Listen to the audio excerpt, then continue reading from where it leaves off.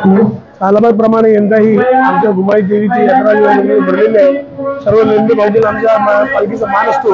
आम्ही सर्वजण आता पालखी काठी घेऊन आमची आलेलो आहोत आणि यात्रेला सर्व बाहेर वसणी सर्व या यात्रेला सर्व भाविक या बाहेर वसणी सर्व येत असतात आणि ही जागृत देवस्थान आहे। त्या सर्व सातारा जिल्ह्यामध्ये सर्वात जास्त जागृत देवस्थान आहे।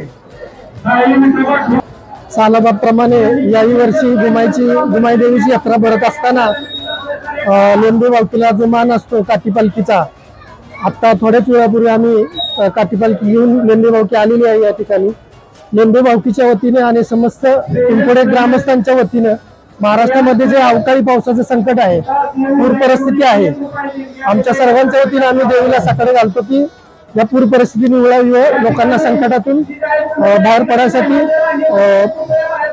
देवाने त्यांना मदत करावी अशी मी ईश्वरचरणी प्रार्थना करतो। त्याचबरोबर एक जागृत देवस्थान म्हणून एक उत्तर कोरेगाव मधलं एक जागृत देवस्थान महाराष्ट्रातून विविध ठिकाणाहून इथे भाविक येत असतात। नवसाला पावणारी देवी म्हणून एक जागृत देवस्थान आहे। समस्त भाविक आणि ग्रामस्थ दरवर्षी मोठ्या उत्साहाने यात्रा साजरी करतात।